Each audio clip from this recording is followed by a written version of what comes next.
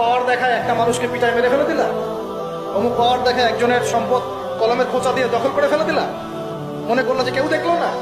খালি নিঃশ্বাসটা বন্ধ হোক, কবরে যাও, আল্লাহ দেখাবে তোমাকে। খালি কবরে যাও, মুনকার আর নেকির যখন আসবে চোখগুলো হবে নীল রঙের চোখ, ভয়ঙ্কর। কেমন চোখ ভাই? নীল রঙের ভয়ঙ্কর চোখ। আমি বলি একটা হাদিস, কোন একজন নবী আল্লাহকে বলেছিলেন যে আল্লাহ, আমি মারা যাওয়া কোনো মানুষকে দেখতে চাই, সে কেমন আছে। এটা শুনেন ভালো করে হাদিস।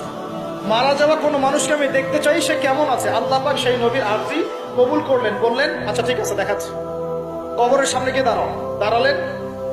1000 বা 2000 বছর আগের কোন ব্যক্তি যে মারা গেছে তাকে কবর থেকে চিন্তা করা, নবী দেখছেন এবং সে ভয় থরথর করে কাঁপছে, এখনো ভয় থরথর করে কাঁপছে।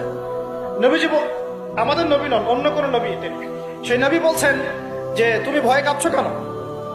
তুমি কত বছর আগে ইন্তেকাল করছো, কি তোমার হালচাল বলো আমাকে। সেই ব্যক্তি বলছে আমি আজকে থেকে 1000 বা 1500 বছর আগে মারা গেছি। কাঁপছি।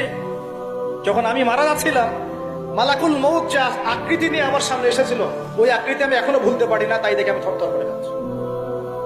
তিনি বলছেন যে আমি 1500 বছর হয়ে গেছে আমার মউতের, কিন্তু আমার দেহ থেকে এখন পর্যন্ত রূহ কবজ করার যে কষ্ট, এই কষ্ট এখনো যায়নি।